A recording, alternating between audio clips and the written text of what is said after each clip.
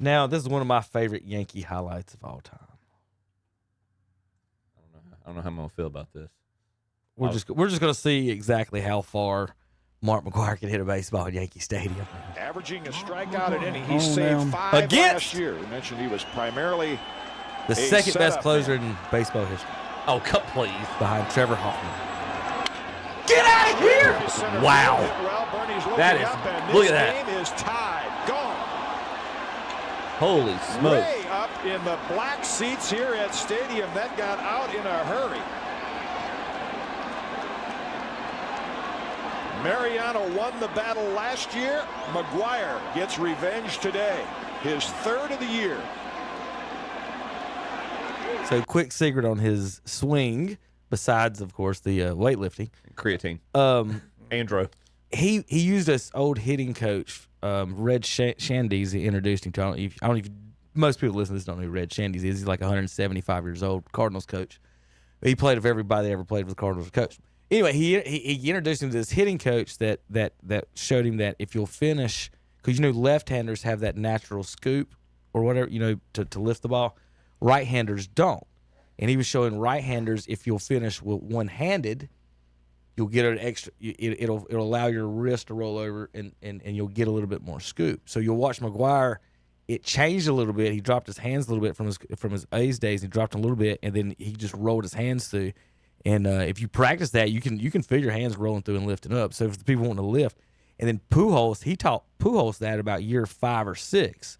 Pujols didn't. It was flat, flat, flat, flat. And if he hit it hard and sometimes high enough, it would go out. But once he learned that, once Pujols started doing the one-hand release, he started hitting balls up in the air from that. So just a quick note as far as it's not just hitting a ball hard, that they all do have some type of technique, and that's where he got. I wish I knew the guy's name. He wrote a book about it and everything.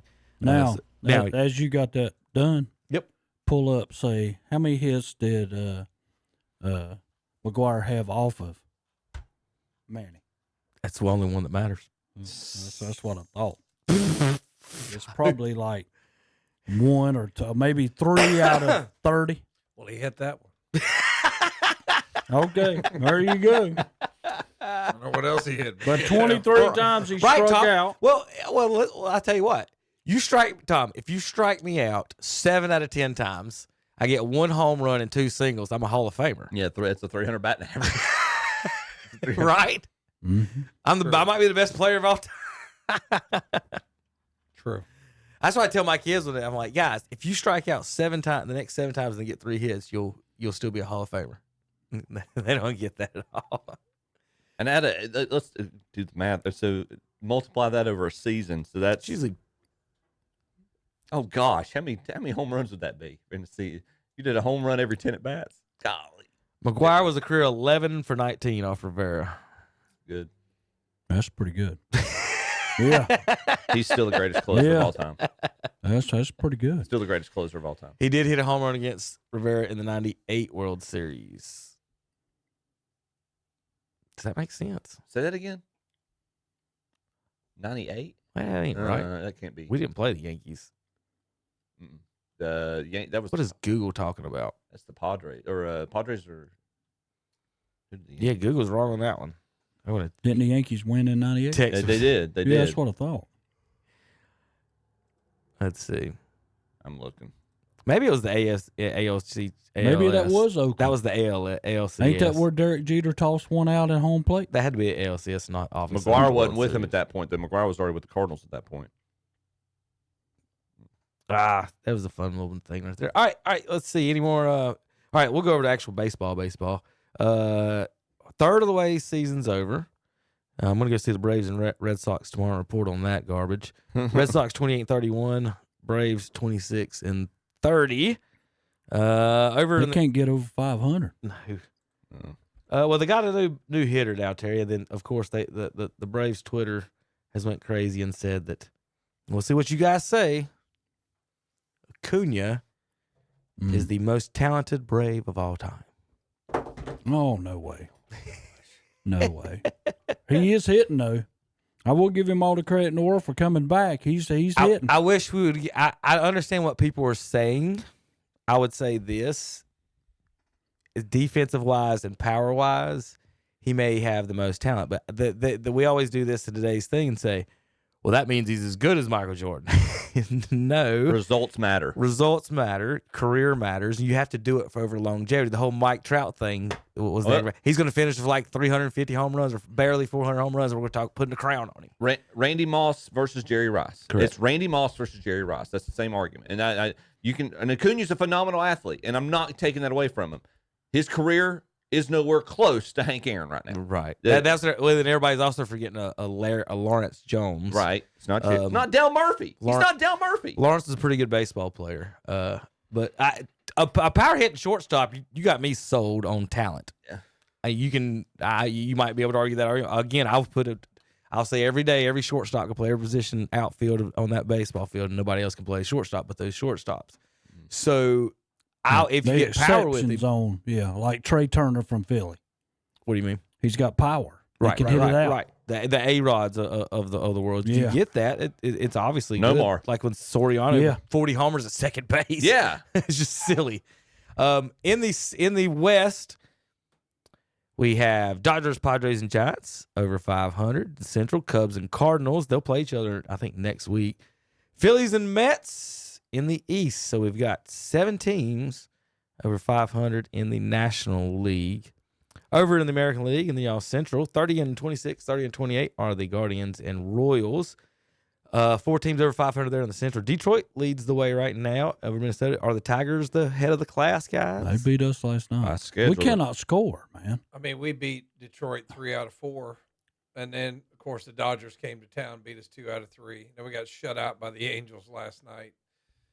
We have the problem with any team that doesn't have a whole lot of money. Can't really hit the ball.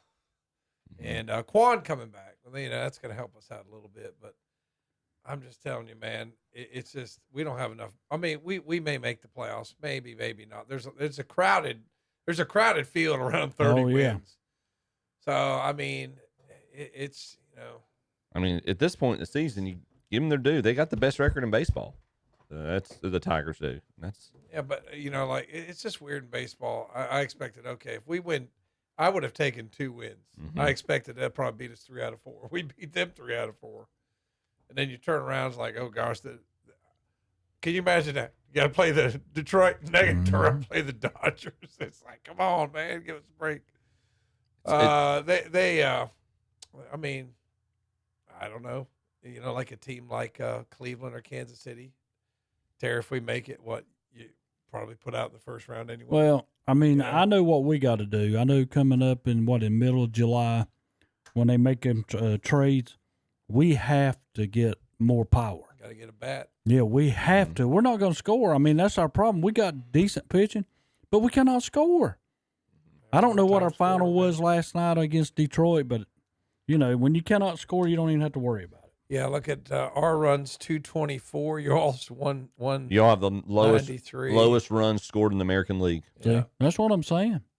No, the Chicago White Sox have scored more runs. And the only 2 teams who have less runs scored this year than y'all in the league in the majors was Pittsburgh and Colorado.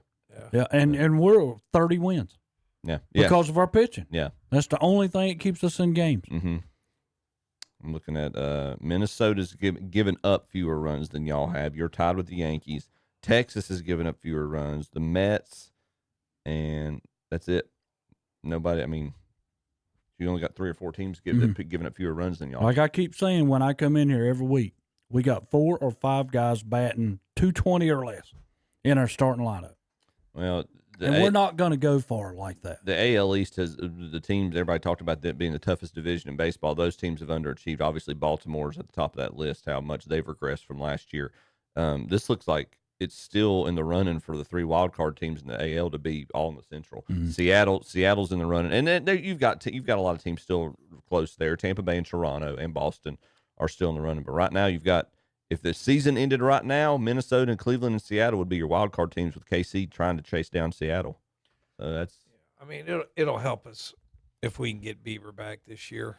Mm-hmm. I mean, but still trying to come back. And I've been seeing the blurbs said that he might begin his rehab assignment. I think late this month, early next month, maybe later in the year, come back to the rotation. That'll help us out. But like like I said, our offense isn't as bad as Kansas City, but I don't know, man. It's got a lot of. I mean, 244 on runs allowed. Mm-hmm. That's a lot more than Detroit or Minnesota, who are ahead of us. A lot more than Kansas City, and we're about even with the Chicago White Sox. Runs allowed. Close, yeah. So I'd like to say like you could just go out there and depend on your pitching, but they're going to have to.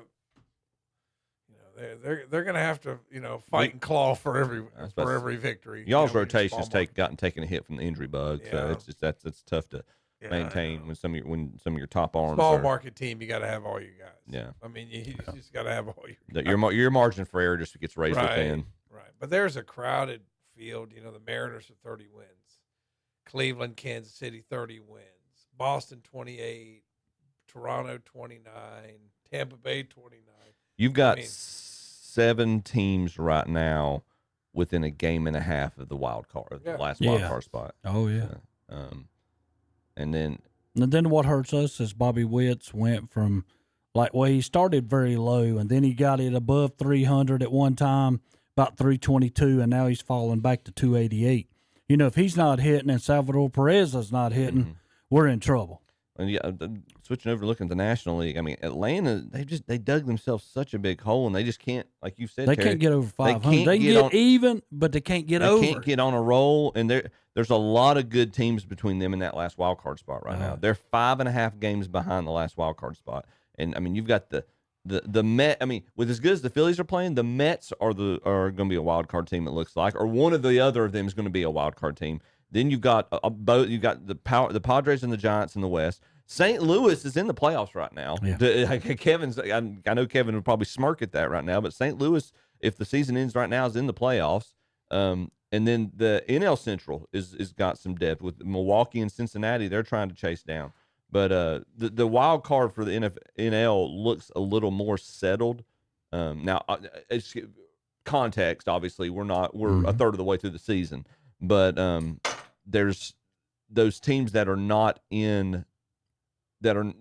currently in a wild card. There's more of a gap in the National League. The closest team to the last wild card spot is Milwaukee. That's 2.5 games back. You've got 3 teams right now within a game and a half in the AL that are not qualified for the wild card. So that's again, kudos to Detroit, surprisingly best record in the majors. And then you've also got, obviously, New York's doing their thing, and they've actually opened up a 6.5 game lead in the AL East. Seattle's only half a game behind Houston, so those two teams look like they're going to be duking it out. That could be the NL West could be very interesting. You could see it could come down to whichever team wins the divisions in the playoffs, whichever one's not out. So that could turn things around, and then a lot of parity. Yes, that's good. Yeah, I mean, it's good for the league to have that. A lot of parity with some elite, like then you have your Dodgers. You know what I mean? But even they've not ran away as much as now they've got bit by the injury bug, but their superstars are doing their thing. Now Mookie Betts just went out this week. He fractured a toe or something, I think, didn't he? So he's out. Freddie Freeman continues to produce. Shohei's he's rounding into form. I think he leads the league in homers right now, and they are slowly amping him up with his pitching.